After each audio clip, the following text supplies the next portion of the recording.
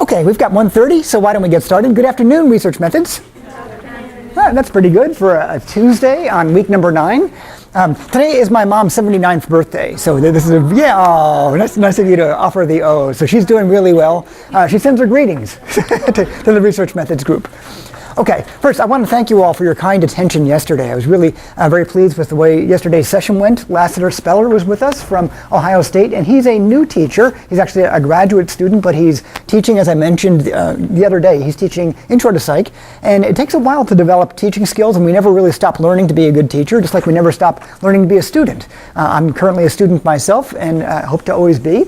And I was really pleased with what he had to say and how you interacted with him, so thank you for your kind attention. I think that was really good of you to do, and I hope you enjoyed his talk.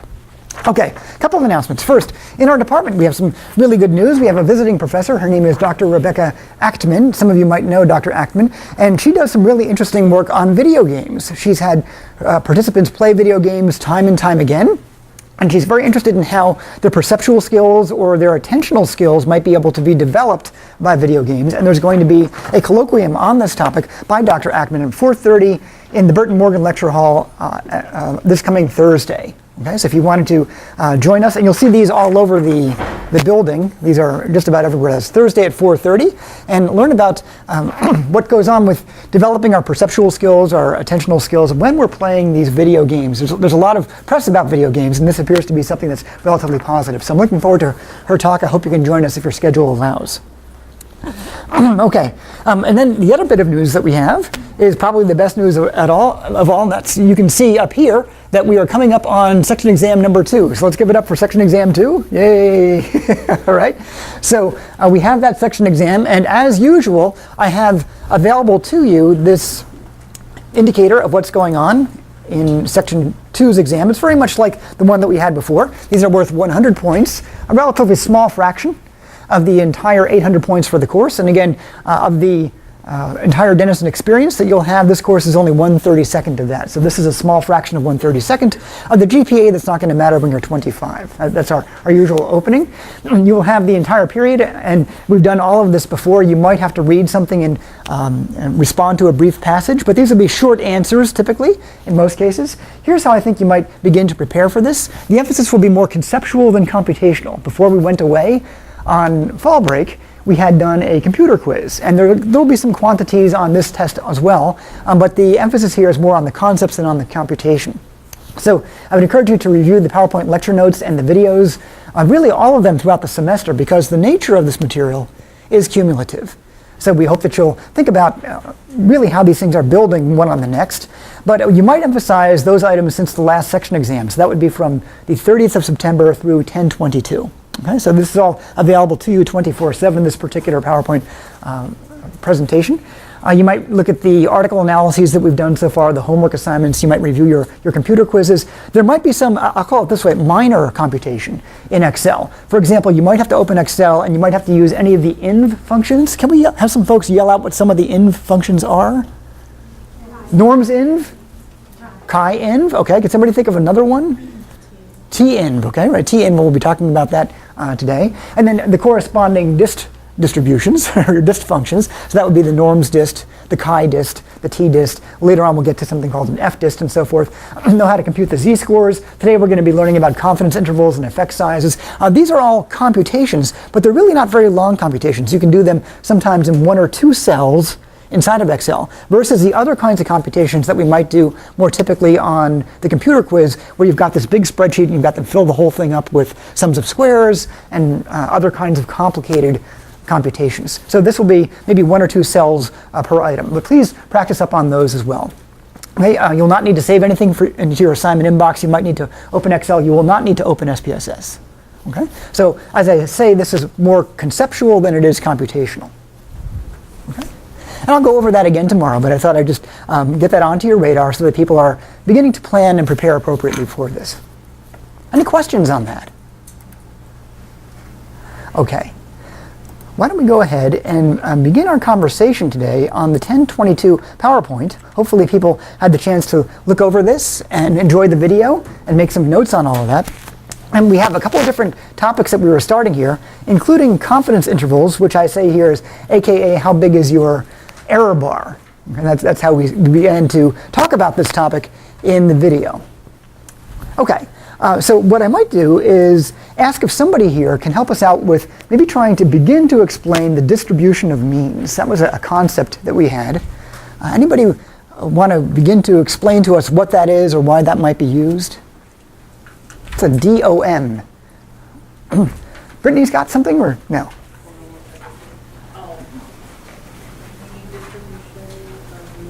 Uh-huh. We're talking about the standard error. You said in the video that was the standard deviation of the DOM. Yeah, very good. Okay, very, very good. So first, by a show of hands, who remembers taking a peek once or twice earlier this semester at the standard error? Right, the standard error. And can somebody help us out with what that is computationally, the standard error? If we wanted to compute the standard error, how would we do that? Go ahead, Kip. Thank you. Okay, the standard deviation of the sample over the square root of n. And n stands for, let's all yell it out, the number of observations that we have, actually. And usually that's the number of people. It isn't always the number of people. First, we don't always have people. Sometimes we're looking at honeybees. Sometimes we're looking at other kinds of organisms. But it's the number of observations that we have. Okay, so that's a really good computational definition for the standard error. And Brittany's correct that the standard error can be thought of as a standard deviation of the distribution of means. Thank you, Brittany, and thank you, Kip. I wonder if we can get somebody to tell us a little bit about, let's pretend I didn't know what the distribution of means was. Can somebody begin to explain it to me? Okay, yeah, thanks, Catherine. Well, it's when you take a sample size and then you get the mean from that group, and then you get another sample and you get the mean from that group, and then you compare all of those means. Okay, all right, really good. So we have a collection of means, just like we can have a collection of raw scores. So normally we build these distributions by looking at all these raw scores. I might take everybody's height in here, and if I have 16 students, and I think we might do this. I actually brought in some tape measures. We might do some height measurements today and see what kinds of heights we have, and then we'll see if we can get a distribution of means coming out of that, which I think will be fairly interesting. But yes, we can have distributions reflect either raw scores or means, and that's a little bit abstract because I think people understand raw scores pretty directly. But the idea of having a distribution of something that's like this abstraction, which is it's a collection of means, is a little harder to understand maybe and to appreciate. But we'll get some practice with it as the semester goes on. Okay, so that's what the distribution of means is, and Brittany's already told us that we know what the standard deviation of that very special distribution is, and that's called the standard error of the mean. Okay, anybody have an idea about why it's so skinny? Somewhere in these PowerPoints I have a critical thinking question as to why the distribution of means is so skinny. And maybe just to help us out, I'll show you, if you'll allow me to dial up to it. Here are 3 different distributions. This might be all the scores that we have in the population. These are all the Denisonians. This is the sample that we have. And then this is our distribution of means, and it's kind of on the skinny side. I wonder if we can go with Meg and then with Jenna. Personally, I think it's so skinny because we're only getting the mean, which in the bigger one would be the center. So we're cutting out all the extremes because we're only taking the average. Okay. So we need such a wide graph because we're not taking those. Okay, right. So we're not getting a lot of these in any given mean. Yeah, right. So they're being condensed into a mean. Okay. Something that you wanted to add to that, Jenna, or was that basically the idea that you had? I don't know if this was right, but it showed like a small variability between means. Yes. So, Okay. if it was wider, there would be greater variability between the set of means. That's right. Okay, so this implies that we have comparatively little variability between any pair of means, right? They're not that different from each other. And I think for the reason that Meg alluded to, and that is that it might be that by chance in this room we have the tallest person on campus. That could happen. But there are a lot of people in this room that are not going to be the tallest person on campus. And so we might happen to have this person, but that person's height is now going to be a chemist might say titrated or watered down by all the other heights in the room, and that's going to push that extreme score back toward the center. It might happen to be the case that we have the shortest person on campus in the room, okay? But that person's height will be elevated a little bit by the other 15 people in the room, okay? So, and it's usually not the case that we have the tallest or the shortest person. So usually the scores, wherever they come, they're going to tend toward the mean, wherever they're originating from, and that's going to give us a relatively skinny distribution, okay? Who's following that? Okay. Can anybody help us out then for why we would want to make sure that when we're trying to put a mean in context, we would want to use this rather than that? Somebody have an idea about that? And I do some gesturing in the video. I don't know if anybody wants to help us out. Yeah, thanks, Brittany. Are you referring to the moment where you're talking talking about apples to apples. Yeah, how did that one go? All right, so. You were talking about comparing, I think comparing size. Yeah, okay, yeah, size of different fruit, yeah. Yeah, and if you can't compare an apple to a watermelon, it's not fair technically. Right. The watermelon will win. Right. So you would compare apples to apples, and then watermelons, and keeping things that are the same with watermelons. Okay, right, so keeping the same units of analysis. Over here, we have a whole bunch of raw scores. If I happen to have a particular student's height, I might want to know where that student falls in a distribution of individual students. Right? But if I really want to know where a mean falls, it wouldn't be fair for me to figure out or to compare that in this distribution. I need to put it in its own context. I need to put it with other kinds of means. Apples to apples, oranges to oranges, raw scores to raw scores, and means to means. Who's following that? Is that working for us? Okay. So usually in psychology, we'll have something like a control group, and we'll have some kind of an experimental group, and we'll compare the means to each other. But once we start comparing means, we need to make sure that we have a mean-to-mean comparison, or you might have a mean that you're comparing to some standard sample, and we want to look at how that mean compares to others, not how that mean compares to raw scores. Okay. All right, who's following that? Okay, good. So we have the conceptual work down then for the distribution of means. Okay, then we build our way up from that to talk about confidence intervals. Okay, can anybody begin to explain what confidence intervals are? And even if you do so imperfectly, just what's the idea of confidence intervals? Or some commonly used confidence intervals to get the ball going that way. Commonly used confidence intervals? Mira's got something? Thank you. Yeah, okay, so we have different confidence levels. We might have the 95% confidence level, the 99% confidence level, okay? Right? And what does it mean to say that we have a 95% or 99% confidence interval? We'll go with Katie and then with Maddie. It sort of like does the same thing that standard deviation does. So it's just another way of looking at like the correlation between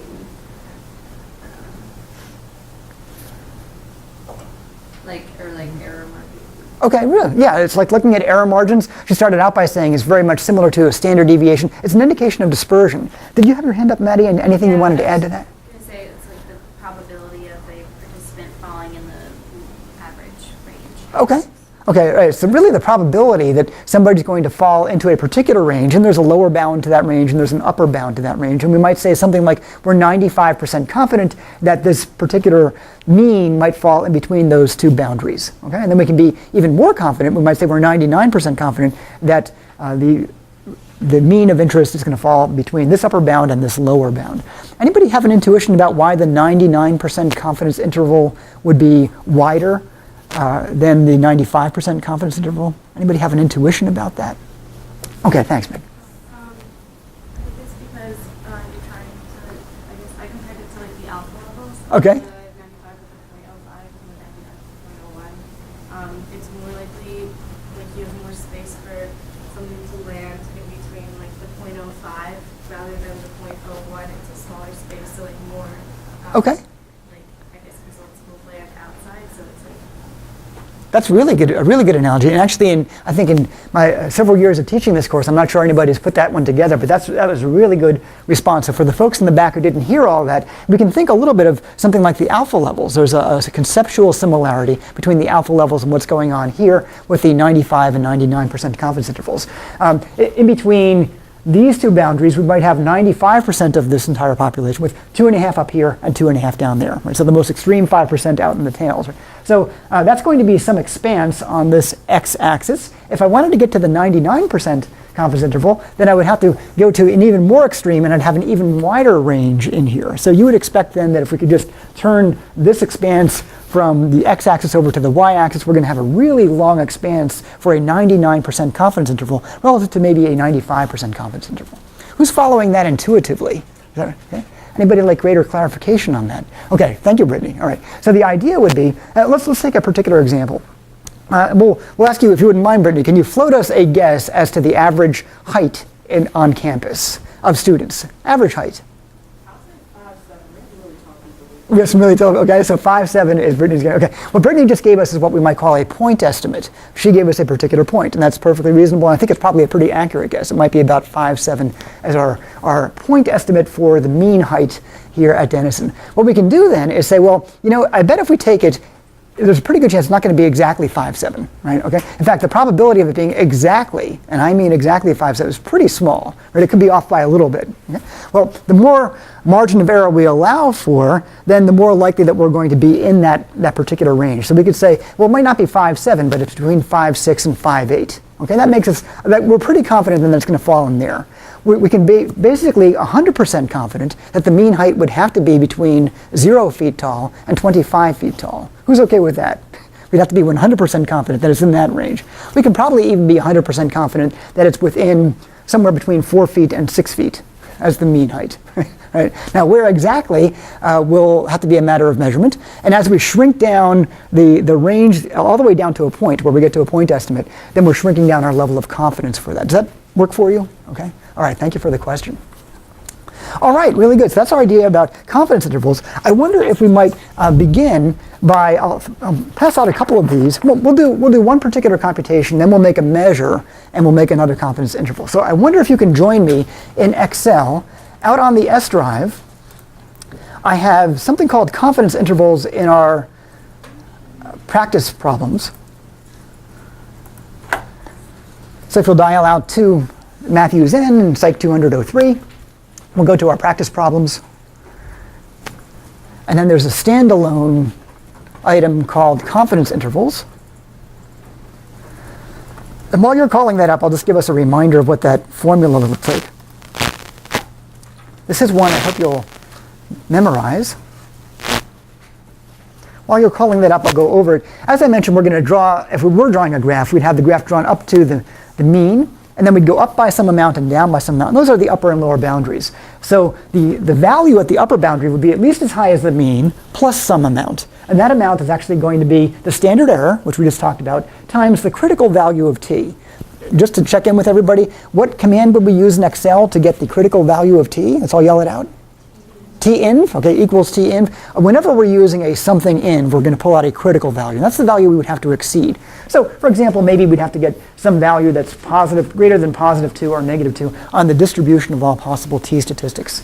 This is something that you might jot down. It looks like a normal curve. It's actually a little bit different from a normal, but we can draw a normal curve. Here's probability on this axis. This is the range of all possible t statistics that you can get. In principle, it goes to -infinity and +infinity. And if there's no effect for your independent variable, the t statistic is going to be at 0. Okay? And if we get something significantly different from 0 in either direction, if we're using a so-called two-tailed test, then we would have the reason to reject the null hypothesis. Okay? So we get some critical value using tinv, just like we would get a critical value using chi-inv for the chi-square test. If we were doing some z-related tests, we would use the norms inv to get some critical value of z that we would have to exceed. Okay, so we use that Excel command, we get t-crit, multiply it by the standard error, and that becomes the margin by which we have to go up for our upper boundary and down for our lower boundary.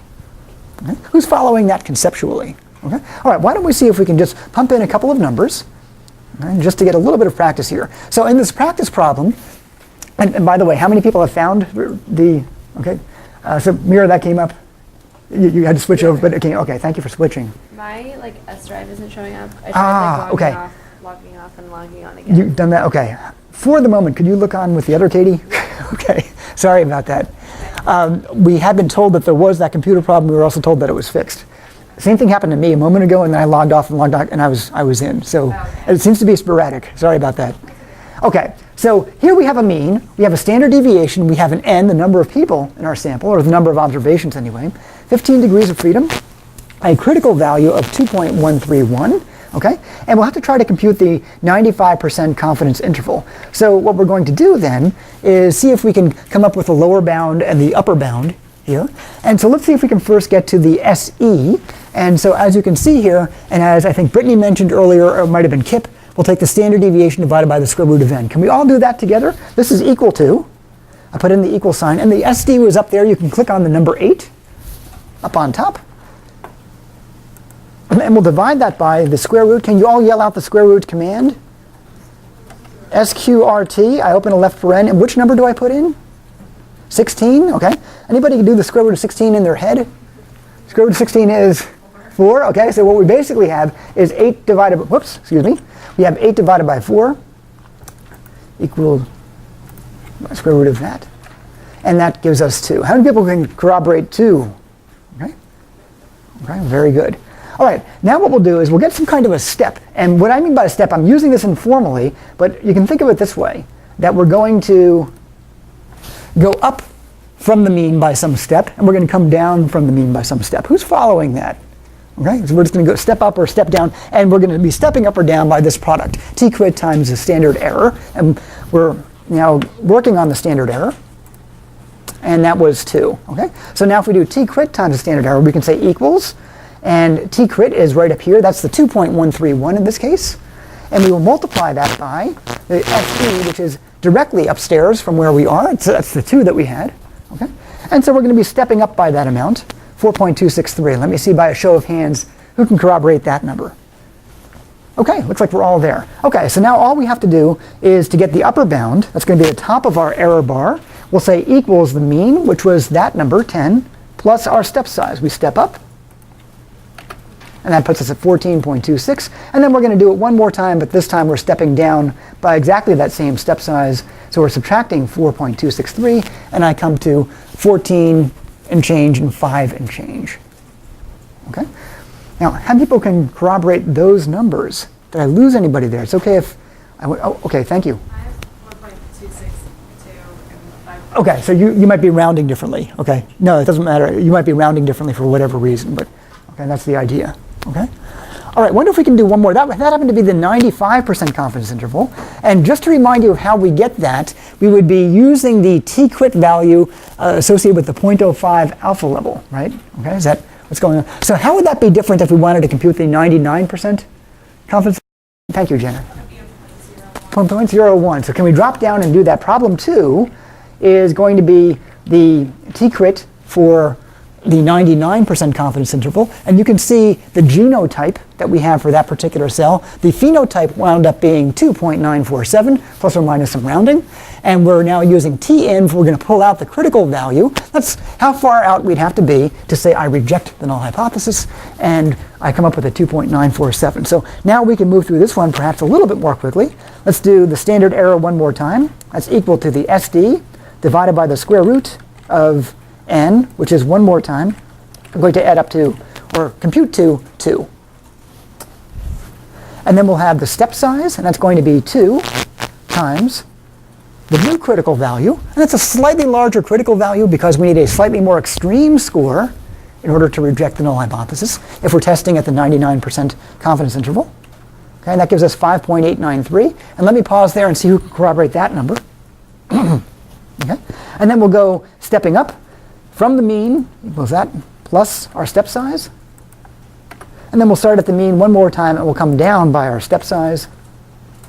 And we wind up with something like a range that goes almost to 16, 15.8 and some change, and almost all the way down to 4.1 and some change. Okay, so now we've computed a 95% confidence interval. Who's okay with all that? Okay, so just for kicks, why don't we spend a couple of minutes and try to figure out what our sample mean is in terms of height. Okay, and then what we'll do is we'll put a standard, we'll put the confidence intervals on those, and we'll get some idea about where we think with 95% confidence and 99% confidence the mean height is for the denizen population. So I wonder if I can ask you to measure your neighbor, and this will take just a moment, and you can jot down your own value. Okay? Let me get a few of these going. Yeah, if you can stand up, you don't have to take shoes off, just in the interest of time. Okay? Can you measure your neighbor? I realize this is an estimate. Do you want me to hand that to you? Yeah, if you could, after you're done, if you could pass it down. Giselle, can I throw you one? All right, and then you can keep them moving. Do you have inches or centimeters? I don't know what it's in. It's both? Okay, let's do centimeters, please. Wait.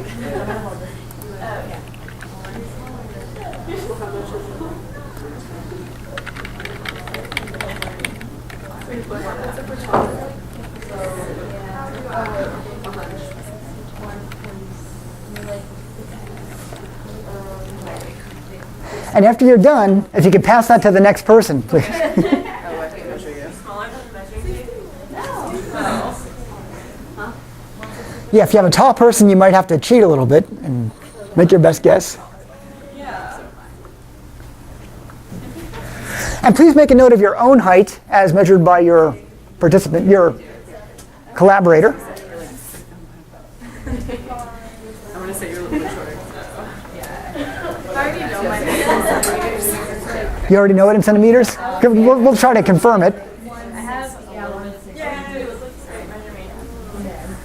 If we can keep the tape measures moving, please, to other folks who don't have it yet.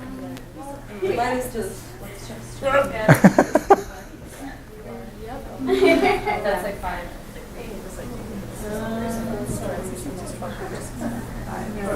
So it's like right here.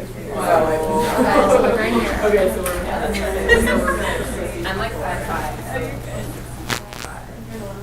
I'm like 7'.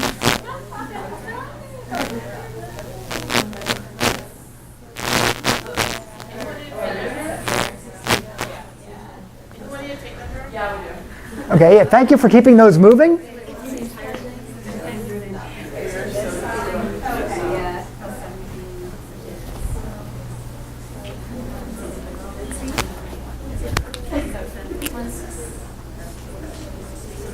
One centimeter equals 2.1 inch equals 2.5 centimeters.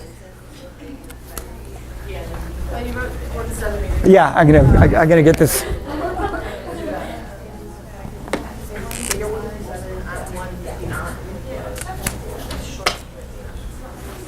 Okay, once you've got your number, maybe you can take a seat and we'll express this in centimeters. So I'm 5'7", that's 67 inches. Okay. 2.54 centimeters.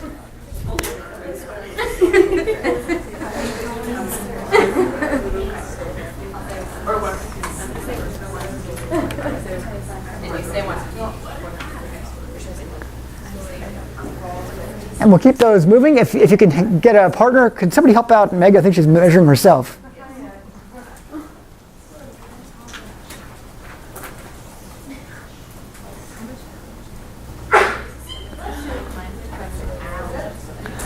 I realize these will have to be estimates, so one idea is we're going to be around 170 centimeters, roughly. We get anybody who's in the thousands, we know something's up.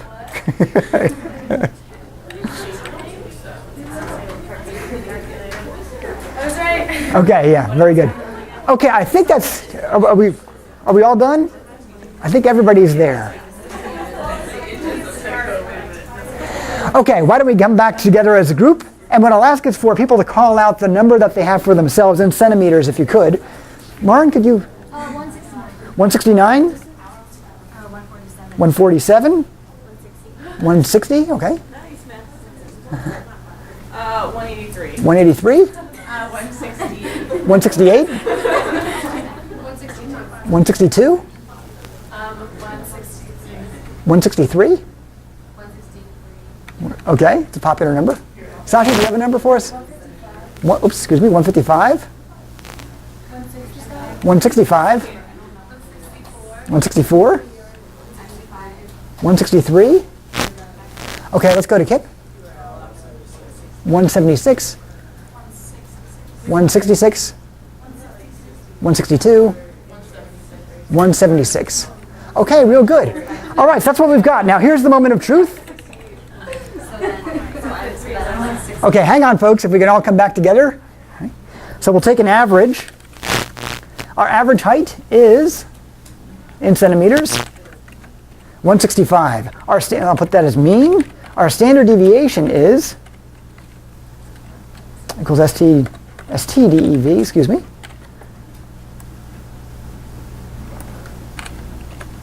.4. Okay, so with those numbers, I wonder if I can have you compute our 95% confidence interval. Okay? So these are the numbers that you need. If you want to go ahead and overwrite some of that stuff, that's fine. And we have, actually, it turned out that we actually have an n of 16. So our degrees of freedom would be 15 on this. Okay? That just got to be lucky. That's the numbers that we happen to use in our example.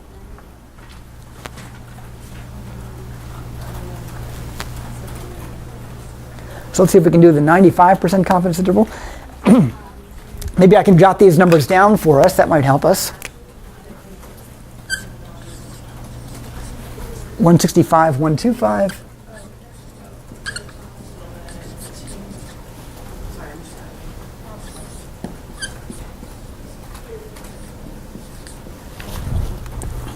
Okay. And I'll flash this while some people are doing their inputting. This again was our formula.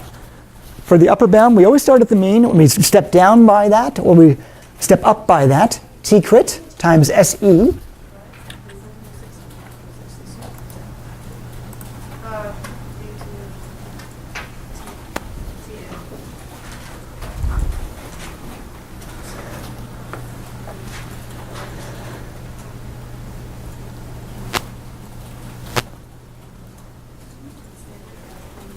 And when you think you get to an answer for the 95 and for the 99, can you raise your hand just so I can see where people are?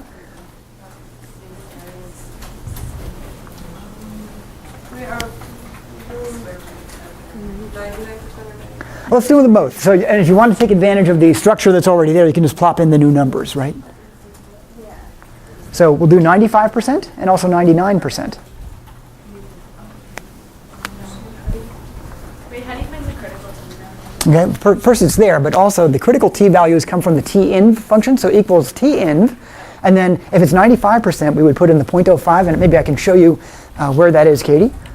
So here's a critical value, and the Tinv. Okay, right? Again, the degrees of freedom would be 15 here again. Okay, we have 16 people minus 1 for our estimate. Okay.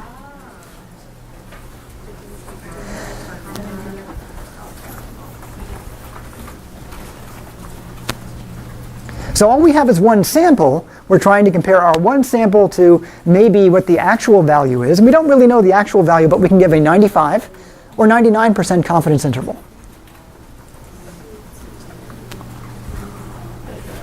If you have one or the other, if you have both of them, can we see who's there? Okay, a few of us have both of them. Okay.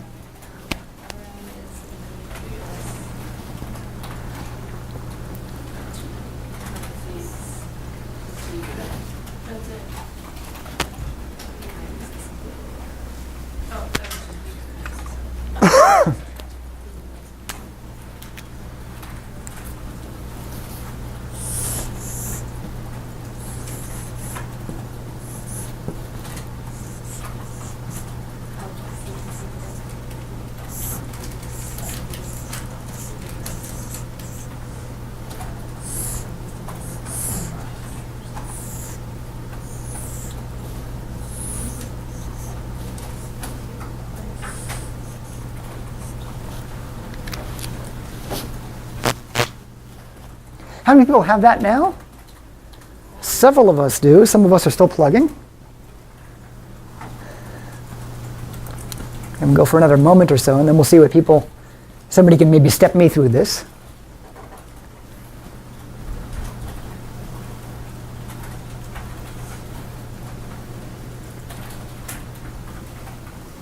Okay, I wonder if somebody who's given it a try can step me through. What might be the first step that I've got up here? Anybody want to help me out? If I wanted to take advantage of the existing structure that we have over here, maybe some people did that. Okay, yeah, thanks, Catherine. Plug in the mean. Okay, so over here, instead of having 10, I might plug in 165. Okay, that's cool. And then you change the SD to 8.45. Okay, I'll just click on that one. Okay.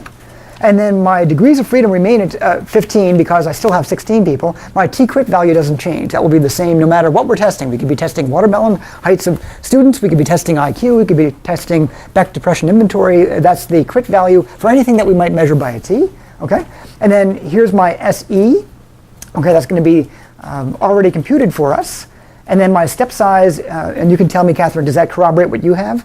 Okay, 4.504. And so now my upper bound would be whatever that mean was plus that step of 4.504. And then whatever the mean is down by that step size will give me my lower bound. And I wind up with 169-ish versus 160-ish. Who can corroborate that? Is that working for us? Okay. Did I lose anybody there? All we really did was plugged in those numbers. And then one more time, that's the 95% confidence interval. Why don't I do what Catherine suggested one more time? I'll plug in the mean here. I'll plug in the standard deviation. Okay. And those numbers change ever so slightly, but now we wind up with a 171 as the upper bound. That might be shown here if I had that drawn to scale 171 in centimeters down to 158, a wider margin for the 99% confidence interval than for the 95% confidence interval, even though they have definitionally the same mean. Okay? Who's okay with that? Okay, so now you have some idea about what that would be for each of these different confidence levels, 95% confidence and 99% confidence. Questions or comments on any of that? Okay, I think we've got confidence intervals down. Right? I'll save all that.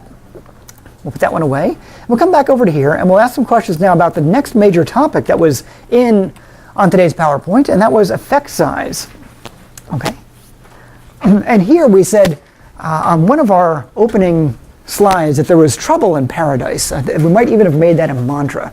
When we're talking about effect size, we're recognizing that there's trouble in paradise. Let's see, did you? I just have one quick question. Okay. When you said like what the research would say after we calculate that, like we're 95% confident that the population mean falls between upside down and lower down. Yeah. Like, I'm trying to like put it out like into like the research. Yeah, there's no hypothesis. It's Yeah. going to fall between the error part. Yes, right. So it's going to fall in this range, and we're 95% confident that it's going to be in there. If we wanted to be more confident, we'd have to give ourselves a little bit more leeway on the margin of error. Okay? Does that work? Okay. Okay, so getting back to the idea of effect size, we talked about this notion of there being trouble in paradise. Can anybody remind us what that was all about on the video? There was some trouble in paradise. There was trouble in paradise. Okay, thanks, Meg. Yeah. The null hypothesis test, right? Yeah. About how like we're trying to tell if the score is different from another score or like reference value. Uh-huh.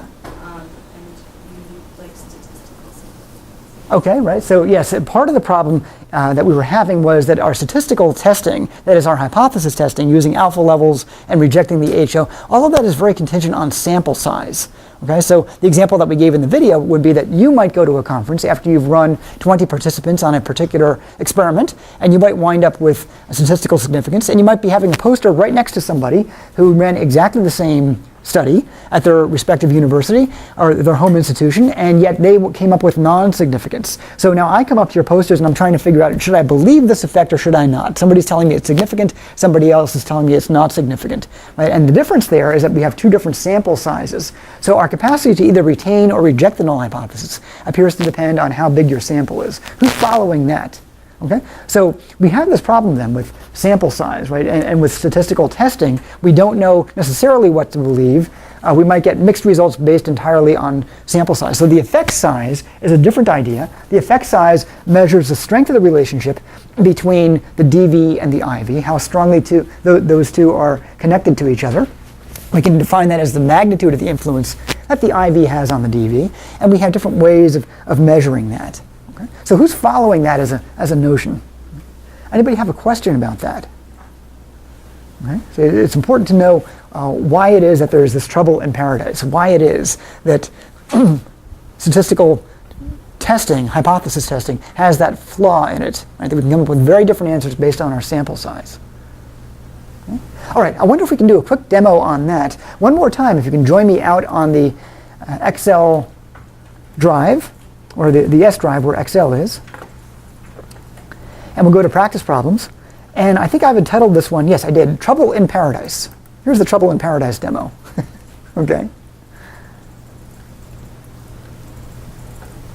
It'll take you a moment to get out there. And as you're dialing out, I'll set the stage for this. This is a very straightforward kind of comparison, one that we've talked about before, where we might be interested in Beck depression inventory scores, and we're looking at how we might be able to change those scores. We might think of these as mood scores rather than depression scores, if we're under the drug condition or if we're in the placebo condition, right? And what might we have there. So in this particular case, we're looking first on the left, columns A and B, where we have 10 scores listed for drug X and placebo. First, show of hands, how many people have found that? You're able to get out there? Okay, I think the whole gang is there. All right, so all I did here was I took a mean for the drug X condition and the mean over here, and it's 16.1 times 13.4. I did a little t-test. I used a command inside of Excel to get my t-value. I got a value of 1.88, which is out here-ish. Okay, I needed to get all the way out to 2.1 and I didn't get there, so I wound up retaining HO. How many people are okay with that? Did I lose anybody on that? Okay, so and according to these folks, the folks who just ran this study, it would be the case that we are actually not rejecting the null hypothesis. We might not have a significant effect of drug X. Okay, then the next thing that happens is on columns E and F, if you'll dial over with me to columns E and F, I took exactly the same scores and I copied them and I pasted them. Right? So I would get exactly the same. But then I did it again. I now pasted those same scores down here in green. I just colored them green so you can see I took the first set and I doubled it. Okay? Now what happens is I wind up with exactly the same means as I had a moment ago. 16 versus 13, 16 versus 13. Who's following that? Okay? But now when you run the t-test, all of a sudden we wind up with a observed t-value of 2.73, sorry, a critical value of 2.73, and a t-crit of 2.02. So the point is we're far out here, we're beyond this cutoff, and we can now reject the null hypothesis. Who's following that? Okay, yes, please. Where did the 18 and 38 come from? Yeah, okay, where did the 18 and 38 come from? These are the degrees of freedom. Okay, so degrees of freedom would be, the formula for the degrees of freedom would be the number of observations minus 2 for the t-test. So we have a total of 40 observations. There was 20 and 20. Here's 20, here's 20. That makes 40 minus 2 puts us at 38. Over here we had 10 and 10. That put us at 20 minus 2 gives us 18. So that's simply the degrees of freedom. Okay? So all of a sudden, now we're rejecting the null hypothesis here and we're retaining the null hypothesis, even though we had exactly the same means. Right? So what do we believe? Now, as you might know, as you went further into the video, we talked about the measure of effect size called Cohen's d. And over here, I computed Cohen's d, and that worked out to be 0.886. And I computed it over here, and that worked out to be 0.886. So I'm getting exactly the same effect size, even though it's the case that one of these is telling me it's statistically significant and one is not. The nice thing about effect size is we now have some immunity against the variability that we would have given changes in sample size. Here we have a sample of 40. Here we have a sample of 20. Okay? We get very different outcomes on hypothesis testing, or retaining versus rejecting, but the Cohen's d measure of effect size stays rock solid. It didn't change at all. And it shouldn't, because we basically use the same numbers many times over. Who's following that? Okay? So this is how we get around the problem of there being trouble in paradise. We can take a look at hypothesis testing, perfectly reasonable thing to do, but we also want to get a measure of effect size. And as you'll see when we move through the course, the APA encourages us to report all of that. You might remember that APA statement where they asked us to report the statistic, the degrees of freedom, the observed value of that statistic, the probability of getting that by chance, whether we're retaining or rejecting the null hypothesis, but also now a measure of effect size. That's the new wrinkle for today. Okay? Yes, please, go ahead. Isn't it true that like you always want more like participants in the study because it gives you like a better sense of what like the actual like the reality of the data is? Okay. And Right. so wouldn't we always go with, even if we, like one tells us to retain the null hypothesis and one tells us to reject, wouldn't we go with the one that rejects because there's more participants? Okay, so this is a good point. For those of you in the back of the room who didn't hear that, Meg is asking about wouldn't we always want to have the bigger sample, right? So 40 is a lot bigger than 20 as these sample sizes are going. Wouldn't we be more inclined to believe this one than to believe that one? And a couple of responses to that. First, bigger is not always better. We had it early in the semester. It's been a couple of weeks. We talked about some famous studies from history where somebody had taken a really, really big sample that was also very misrepresentative. Okay, and then somebody else took a smaller sample that was highly representative. And we actually got a better match to the population by the representative sample from the misrepresentative sample. So it's not necessarily the case that bigger all by itself is necessarily better. It could be better, but it wouldn't have to be. Right? What we really want on some level is representativeness. So let me just check in and see if that much is okay. Is that much work for you? Yeah. Okay. Okay, so yeah, and we're not all the way done yet, right? So now you can say, well, if we have this many people, then we can get a statistically significant effect. If we have fewer, then we can't. So you're inclined to believe that. But I guess somebody might say, well, the reason that you're rejecting is only because you have a big sample. What we can say is no matter whether you had a big or a small sample, the effect size here in Cohen's d is 0.886.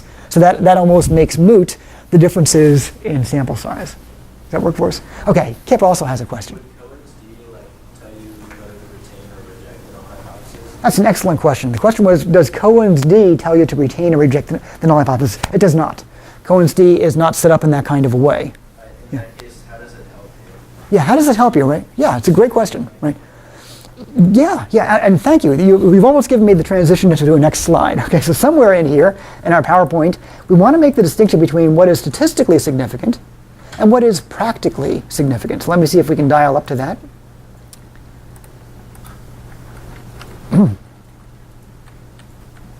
Okay, and this is the last bullet item on one of these slides. There is an important distinction between statistical significance, which is measured by such things as the t-statistic and its alpha level, its observed alpha level.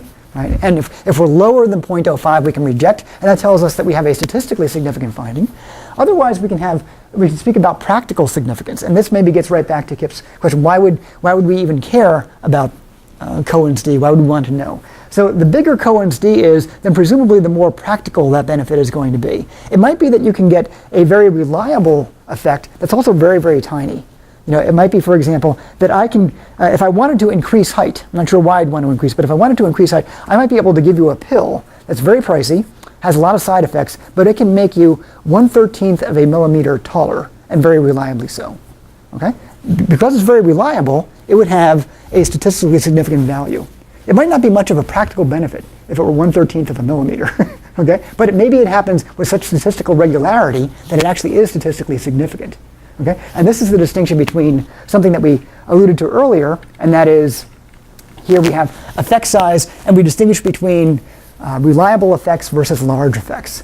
If you're a clinician, you might want to know, how much of a benefit will I get in my mood or my client's mood? Will it be reliable? And if it is reliable, just how big is that going to be, really? And the t-values can't tell us that. So they actually give us different pieces of information, and it's good that you ask about that.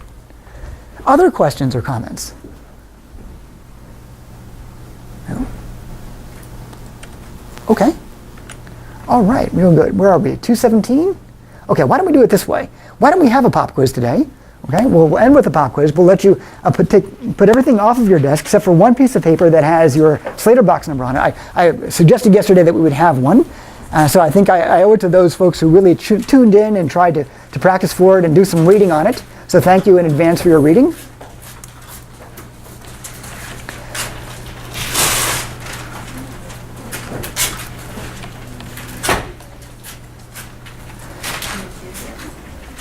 And if you can put your Slater box number up top, and we'll pick out a pop quiz question. Let's see which one we want to go with here.